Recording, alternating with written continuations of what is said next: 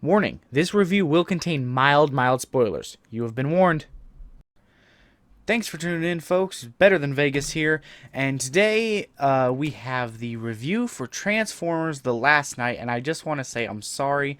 What I was actually going to do was show either Transformers Devastation, which is a really good game and a wonderful homage to freaking Transformers, and I don't have it on the PlayStation 4, and my version of the Elgato doesn't get PS3 gameplay.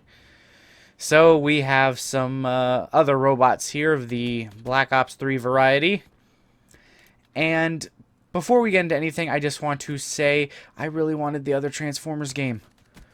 I did. I wanted either Fall of Cybertron, which is an amazing game, or I wanted the Devastation, which is also amazing. They're both really good games, one of which is a love letter to the old cartoon, and the other is a newer IP that was done to kind of explain, in a weird way, what happened before the movies took place, yet with its own separate canon thing. It's really confusing, let's be honest. And it was a very good game, well received too. But we're talking about the actual movie today, and just like with the Power Rangers movie, I went in Optimus, show him what I went in like. Yeah, that was it. And I'll be honest, I was somewhat surprised. I was expecting it to just be almost like a number 2 situation, because to anyone who knows the franchise, it is the 5th one in the entire series, and the second one is regarded to as the worst. It is a steaming pile of manure. Trying to keep it kid-friendly. Always keep them kid-friendly now. So the second one was just utter garbage, and that's kind of ruined the rest of them. In a way, it's kind of ruined them, kind of helped them, because like it won't ever get that bad again, hopefully. Hopefully. I say that, but in all honesty, I don't trust Michael Bay. I just don't. I'm sorry, I do not like Michael Bay that much as a producer. Or director. Whichever one he does, I do not like it. It just feels like he just adds explosions for the sake of explosions. Like, he's like, how much can we make stuff go boom? That's all I care about. Who cares about plot or any of the important stuff? What about explosions? And it's like Snyder with DC films. No, stop it. Get someone else. Try someone else. And look what happened. Wonder Woman. Yeah, she tried someone else. And guess what? It worked great. It just... Certain people should just not have certain movies. I'm sorry. Like, I don't like Michael Bay. I don't like what he does with the franchise. And as much as I like the first one, because I loved the first one, I really did. That was like a cool movie in and of itself. And then it was a nice Transformers movie, if that makes any sense. Basically what I'm saying is I liked it that it was Transformers, but even if I didn't like Transformers beforehand, I still would have liked the series. And now we're on to number 5 with Michael blah blah blah explosion Bay. And you saw the face. That's the I saw Excalibur face. It's not a good face. So really quick, we'll get into it. The story is the same. I will give Michael Bay credit is that he actually has taken the idea of the cartoon pretty well to a literal form. And that is, it's a very simple story when you look at it. It's good guys versus bad guys. And you want the good guys to win.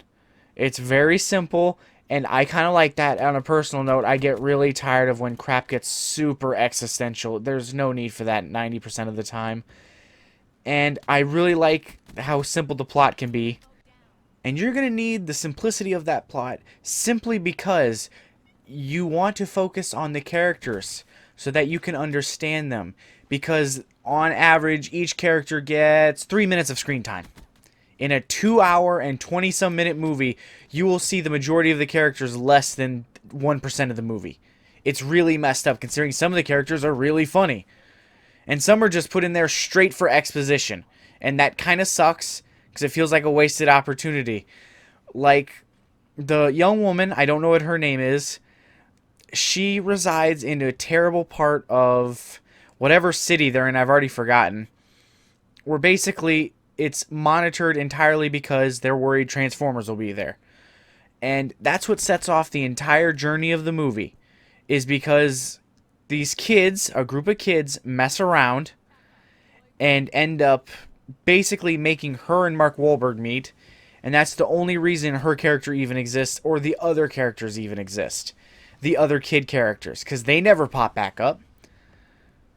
They don't, and they were funny at first, and then they show her, and you're like, oh, she's going to be the big, like, extra. Nope, they get rid of her within, like, 5 minutes of screen time. It's really sad, because it's a shame. You kind of feel for her. You actually do a decent job, and I will say that with Michael Bay's rendition, I honestly feel more for his Megatron than I did for the original cartoon. Because in the original cartoon, Megatron is just a megalomaniac douche. He just is. He's just a jerk for the sake of being the bad guy. He has no character, no nothing. In this one, you actually look at him and go, I get it now. I can see why he's like that. He is, in all honesty, completely concerned about his people and his planet. The end. And you got to give it to him.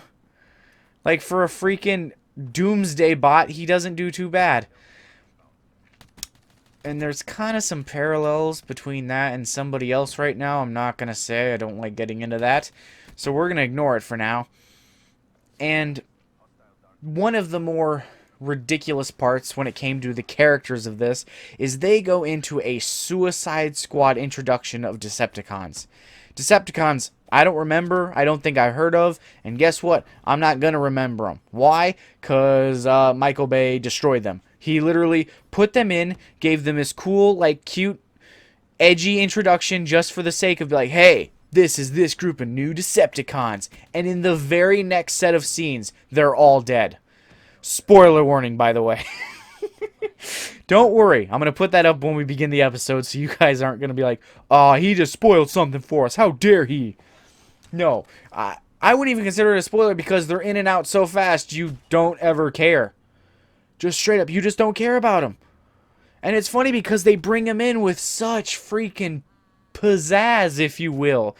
They pop in as a lawyer group to negotiate with Megatron, because Megatron is willing to work, well, more like the United States is willing to work with Megatron in order to get the super special secret weapon for this movie, because there's been like 3 of them now, in order to, hold on, no, 1, 2, I think there's been a super special secret weapon in every movie that's supposedly like to change the tide, and guess what? That's how the old cartoons were. So again, I give Michael Bay some kudos on that, despite the fact I don't like his explosion happy syndrome. The robots, you're supposed to be like into them because they give them this cool introduction as Megatron is negotiating for them, and then they're just instantly gone. They're literally killed off within the next set of scene transitions with almost no screen time, no personality building. You're just like, oh, those look kind of interesting. I wonder what will... Dead. It was really pathetic. And with how the movies go, they're down to 3 recognizable Autobots. 3. Optimus, Bumblebee, Grimlock.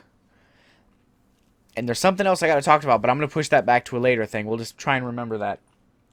But they're down to 3 Autobots and 1 Decepticon. That's it. You have 4 characters you know of that are integral to the series. The Transformers! I'm not going to knock the fact that the other characters, the Autobots at least, who were introduced in the last 2 movies, are still there. That's actually kind of nice to see that they give you some familiarity, even though I don't inherently remember them. And this poster right here is completely wrong. It is.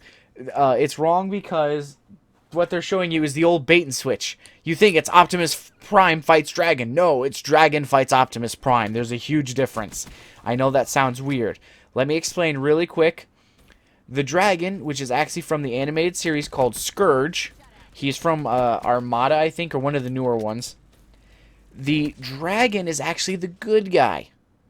Yeah, the Dragon, the 3-headed death-bringing dragon is the good guy of this, and Optimus is the bad guy for all about 5 minutes. Like, straight up 5 minutes of screen time as Nemesis Prime, which is what he calls himself. And then he's back to Optimus Prime for 15, 20 minutes? Like, the characters are ridiculously undershown. Everybody but Mark Wahlberg, the main lady he's with, because I don't remember her name, and Anthony Hopkins. And Hopkins does awesome. He does great because he's freaking Anthony Hopkins. And the little butler bot, I believe his name is Codsworth, is a psychodrone. Like a person-sized psychodrone who takes no crap and is completely insane the entire movie, and I loved him. He was great. And with the lack of characters, you don't ever feel attached to anyone except for Mark Wahlberg. And I know that's his job, he's the main character, but still, it's Transformers the movie, not Humans with Giant Robot Friends the movie. Seriously, you see Bumblebee a lot, and Bumblebee gets a cool new power-up, which is apparently he can discombobulate and reassemble, which kinda... Like, that was something they did in the cartoon, but it required work, not what he does. He does it on the fly. It's really weird.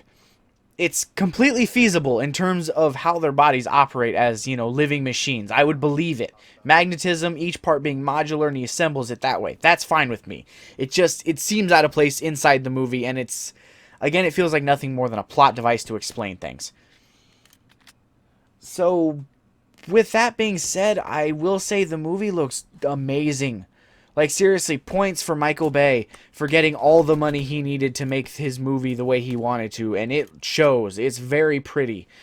Be it the destruction of the Earth, again, the introduction of Cybertron, again, or the incredible robots that you only get to see, like, total, you get to see maybe, I'm going to say, conservatively, like 30 to 45 minutes of giant robots. And for a movie all about giant robots, that's not good. That's not good at all. I'm sorry. There's nothing good about it. It's just bad. And that sucks. But Marky Mark kills it. The lady friend he's with kills it. And it's not the little girl either, which was ridiculous because they bring her in, they make you feel for her, and then they just drop her. All for some older, sexy British chick. And Hopkins was great. Obviously, Hopkins always great. So, with that being said, pretty movie, no characters. Like, you see the characters, you're like, ha ha ha, and then all of a sudden, nothing. They're just gone, away. No memory of them, no love of them. They're just dust in the wind. Which is a bummer. That's basically the story of Michael Bay's movie career. Is everything is pretty, but there's no substance behind it. And the Transformers are no different, and it sucks. It should be an awesome movie about giant robots and their conflict, and you barely see the giant robots or their conflict. And this is the 5th movie of that. The first movie, awesome. The second movie had the cool highlight of the fusion combiner thing that they did in one of the, I think like the 2000 series, where it was Optimus Prime and Jetfire. And in all honesty, I don't even remember the 3rd or 4th movies. I just remember they introduced Cybertron, they show it off, they introduce the Dinobots and show them off, and then they switch out Shia LaBeouf for Mark Wahlberg. Like, that's so sad. And now we're on the 5th movie of a franchise that I'm losing interest in quickly. And I'm the giant robot guy. I love giant robots. I like the fantasy aspect of it, of living sentient creatures that are machines, or, just the fact that people would make giant machines like that. And I love the science behind it. The idea of how they work, how they're able to move, the fact that they transform, all that's super cool to me. And it's just Michael Bay. I'm sorry. Like, you're too hard on for explosions. Blah, blah, blah, explosion! I get it. You like them. Please stop thrusting them into our faces. Oh, my word. I'm thinking of the Robot Chicken sketch again where he's the prehensile penis. It's not good. So, with all that said, I have to say, before I actually get into what I think about it, like, in a whole, I want to say something, and I have a lot of questions. I mean, a lot of questions. The biggest one was something me and my dad talked about on, like, the way home was they show the Dinobots. We know they're there. They were there in the last movie. They show little Dinobots. Equally okay. The thing is, they show only one big one, Grimlock. That's why I said they only show him, except for they show up with the Triceratops one, whose name I believe is Growl. I might be wrong on that. But Growl pops up for like 10 to 15 seconds. Dinobot, huge part of the last movie, 15 seconds. Grimlock, 4 to 5 minutes maybe. And like 90% of his time's comedy. But that's not the issue here. The issue is they're tiny ones. Tiny little Dinobots. And me and my dad got into it on, are those the actual Dinobots? Can they shrink down in size? Or are those mini-cons? Or are they a new set of Transformers? And we don't know. I don't know, and it bothers me. What if they are little ones and they grow big? How do they grow big? They need energy. Isn't that why they shrunk? To save energy? I'm confused. Not only that, I just remembered, in one of the scenes, slight spoiler warning, although I'm not going to spoil like the idea before it or after it, Mark Wahlberg, Marky Mark, love the dude, stops a robot sword swing with a sword swing of his own. What? How? How? Answer me that one. How? That doesn't make any sense. And then I just thought about it. In a weird way, it does, because the entire movie, there's this one dude who is this minor important character. And I say it that way. He's not an important minor character like the kids were. No, he's a minor important character. And that is, he is supposed to be important, but they give him 2 to 4 minutes screen time. And his entire time is him bitching about how this is not possible. You need physics to do this. We can't do that because that's magically gobbledygook. You can't do that. You need physics. You need to have science. Science will save us all. And I realize during the entire movie, that is people talking about Transformers. And then Michael Bay is everyone else talking to that guy, because everyone in the movie looks at him and goes, who cares what you think? We're trying to fight giant robots here. And that is freaking Michael Bay's message to everybody. Stop putting logic in my movie and just accept the explosions and the robots. And you know, I got to give him a whole point for whatever grading system I use. That is a whole point worth of just out of sheer spite. Go you, Michael Bay. That is impressive and I like it. I love doing things for spite. Sometimes it pans out. And it was funny because all the characters had great banter with each other. It always felt organic because everyone was just dicking over everybody in terms of like, well, why are you doing this? Oh, that's stupid. Maybe you should try something else. Why are you staring at him? Like, there was a good, what was it? Like, whole scene of just the British lady staring at Mark Wahlberg going, but you, maybe, it's moving. I think you, because he's removing his shirt and he's abbed Mark Wahlberg with his sexy time. So, yeah. I love the character banter. It was actually funny. Everyone did. Even the robots had good banter between each other. Like, the little Psychodrone was awesome. Codsworth, I believe his name was. Another thing. A big question I have is, because they'll probably do like a freaking bogus, this is what you get when you pre-order the Blu-ray sort of thing. Or, you know, all the extras that come with an actual DVD is. And that is, for a good chunk of the final battle, which was like the only time Transformers were on the screen for an extended period of time that wasn't comedy. And what happens is they are pushing in order to get Mike Wahlberg and the lady, because the lady's integral to the plot, towards the area where they have to go. And the entire time, Optimus is nowhere to be seen. It's just the rest of the Autobots. The little girl comes back, and she has her little robot friend, because she has a little robot friend for whatever reason.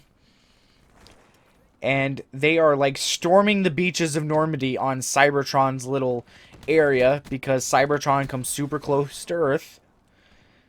And that is where the final fight is this little chunk that's like attached to Earth of Cybertron, and they're going there to get the super secret powerful weapon. what the hell did I call it? The super secret super weapon. Thank you. Super secret super weapon. You're going to have to drink every time I have to say that now. It'll be hashtag super secret super weapon. Like that. And Optimus is just nowhere to be seen while the entire final fight's going on. And all of a sudden he just comes in riding Scourge. They don't explain where Scourge came from because they show Scourge lead the fray of Transformers into this fight scene. And then all of a sudden, they're both gone, and Optimus is riding him at the last second. It doesn't make any sense, and they don't really go into it, and I have a feeling it's going to be an extra on the DVD Blu-ray. And it's going to make no sense then either. I'm sorry, Michael Bay. You got to have some sense, man. And really quick, I just want to ask to Michael Bay, may this please get to you. What happened to Hot Rod? Seriously, Hot Rod was a brash rookie type who was like all gun and no talk until he got the, I was going to say all spark, till he got the Matrix of Leadership in the cartoon movie, and that was awesome. Then he becomes Rodimus Prime. Here he's a fake Frenchman? What the hell happened, man? Why you do this to us? Why? All in all, the movie was not bad. That's my official thing. It's not bad, but the bar is lower than it should be for Transformers. Seriously, Michael Bay, you are hurting it. You're hurting it. You and your obsessive love of explosions. And I'm sorry, some people cannot suspend their disbelief. They just can't do it. They are that dude constantly screaming about physics. I can't help it. They are. But on the bright side, they did do... I say the bright side. There's no bright side to this. I'm all for creative freedom, but I do not like the way the characters were for some of the important stuff, like the original Transformers. Then Michael Bay uses his constructive, creative differences to whatever the hell he thinks he's doing, where he's like, oh, this is going to be this, and this will be a switch up, and it's just, it's annoying. It really is.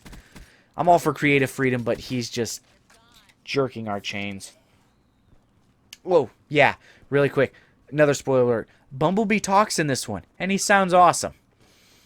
He is one of 3 people who got the voices right. Can you guess who the 3 were? That's right, the big Transformers. Optimus, Megatron, Bumblebee. They all sound good. Marky Mark's human, he doesn't get a count. Alrighty then, so yeah. There we go, that is my review, for what it's worth, of Transformers The Last Night. Again, huge fan of giant robots. Huge fan of Transformers. And this was, it wasn't quite just mediocre, just like a straight, like, meh. Because there was cool stuff about it, but it's just not bad. Like, if you've seen all of them, go to it. If this is your first one, watch all the other ones. And if you're not that big of a giant robot fan, then you're not going to get into it. The end. Michael Bay is not helping you there. Thanks a bunch for tuning in, folks, to BTV. If you like what you saw, hit the like, hit the subscribe, ring the bell, do all the fun stuff you know helps me out. And BetterThanVegas signing out.